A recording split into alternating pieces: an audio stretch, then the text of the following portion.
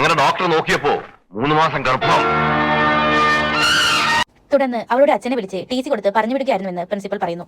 അങ്ങനെ ബാലചന്ദ്രൻ അവിടെയുള്ള ഹോസ്പിറ്റലുകളിൽ അന്വേഷണം നടത്തുന്നു. അങ്ങനെ സെലീന പ്രസവിച്ച ഹോസ്പിറ്റൽ കണ്ടുപിടിക്കുന്നു. അവിടുത്തെ ഒരു ജോലിക്കാരനെ സംസാരിച്ച് വശത്താക്കുന്നു.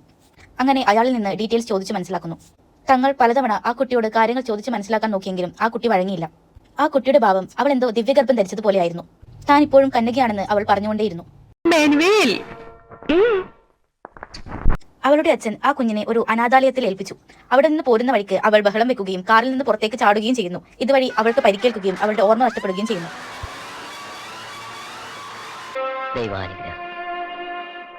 അപകടമൊന്നും ഉണ്ടായില്ല. ഈ അനാഥമന്ദിരം ആരുടെയാണ് ഫാദർ? സായിപ്പുമാരുടെ കാലത്ത് തുടങ്ങിയതാ. ഇപ്പൊ ഏതൊരു കമ്മിറ്റിയാണ് നടത്തുന്നത്. ബാലചന്ദ്രൻ സെറീനയുടെ കുട്ടിയെ കൊടുത്ത ഓർഫനേജിൽ എത്തുന്നു. അവന്റെ പേര് ഇമാനുവൽ എന്നാണെന്നും അവൻ അവിടെ നിന്ന് ഓടിപ്പോയെന്നുമുള്ള വിവരം ലഭിക്കുന്നു. കാര്യങ്ങളെല്ലാം മനസ്സിലാക്കിയ ശേഷം ബാലചന്ദ്രൻ സെറീനയുടെ സുഹൃത്തായ ശ്യാമലയുടെ അടുത്തേക്ക് പോകുന്നു. എന്നാൽ ശ്യാമലയിൽ നിന്ന് ബാലചന്ദ്രൻ കേൾക്കുന്നത് മറ്റൊരു കഥയായിരുന്നു. സെറീനയ്ക്ക് യാതൊരു അഫെയറും ഉണ്ടായിരുന്നില്ലെന്നും തങ്ങൾ വളരെ സന്തോഷത്തോടെയാണ് പഠന സമയത്ത് കഴിഞ്ഞിരുന്നെന്നും പറയുന്നു. സെറീനയുടെയും ശ്യാമളയുടെയും കുസൃതികൾ പറയുന്നതിന്റെ ഇടയിൽ ശ്യാമള ഒരു കാര്യം കൂടി വെളിപ്പെടുത്തി. സ്കൂൾ അവധിയുള്ള ദിവസങ്ങളിൽ ശ്യാമളയും സെലീനയും കൂടി ഊട്ടിയിലെ കച്ചവടക്കാരെ സഹായിക്കാൻ പോകുമായിരുന്നു.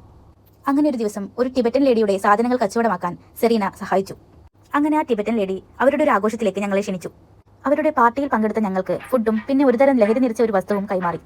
പിന്നെ ബോധം വരുമ്പോൾ ഞങ്ങളൊരു കാട്ടിലായിരുന്നു. മേലാസകലം വല്ലാത്തൊരു വേദനയായിരുന്നു. എവിടെയോ തെന്നി വീണതിന്റെ ആകാമെന്ന് കരുതി ഞങ്ങൾ ഹോസ്റ്റലിലേക്ക് മടങ്ങി. ഇത് കേട്ടപ്പോഴാണ് ബാലചന്ദ്രന് കാര്യങ്ങൾ കുറച്ചുകൂടി വ്യക്തമാകാൻ തുടങ്ങിയത്. അവിടെ വെച്ച് സെറീന ആക്രമിക്കപ്പെട്ടതാണെന്ന് ബാലചന്ദ്രനെ മനസ്സിലാകുന്നു. അപ്പോഴാണ് കാര്യസ്ഥൻ പറഞ്ഞ കാര്യം ബാലചന്ദ്രന് സ്ട്രൈക്ക് ആവുന്നത്. നാടോടികളോടൊപ്പം വന്ന് പാത്രം മോഷ്ടിച്ച ആ ടിബറ്റൻ ബാലിനെ കുറിച്ച്.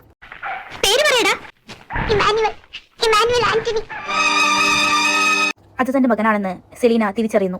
മറന്ന പല കാര്യങ്ങളും അവളുടെ ഓർമ്മയിലേക്ക് വരുന്നു. കുറ്റബോധം താങ്ങാനാവാതെയാണ് അവൾ ആത്മഹത്യ ചെയ്തത്. ഈ കാര്യങ്ങൾ ബാലചന്ദ്രൻ ശ്യാമളയെ അറിയിക്കുന്നു. എന്നാൽ ഇതൊന്നും ജോസഫിനെ അറിയിക്കുന്നില്ല. സെലീനയുടെ മരണത്തിൽ യാതൊരു ദുരൂഹതയും ഇല്ലെന്നാണ് ബാലചന്ദ്രൻ ജോസഫിനോട് പറയുന്നത്. അങ്ങനെ ബാലചന്ദ്രനും ശ്യാമളയും ജോസഫിനോട് യാത്ര പറഞ്ഞിറങ്ങുന്നു. വഴിയിൽ വെച്ച് സെലീനയുടെ കുട്ടിയെ കാണുകയും അവനെ ചേർത്ത് പിടിക്കുകയും ചെയ്യുന്നിടത്ത് കഥ അവസാനിക്കുന്നു.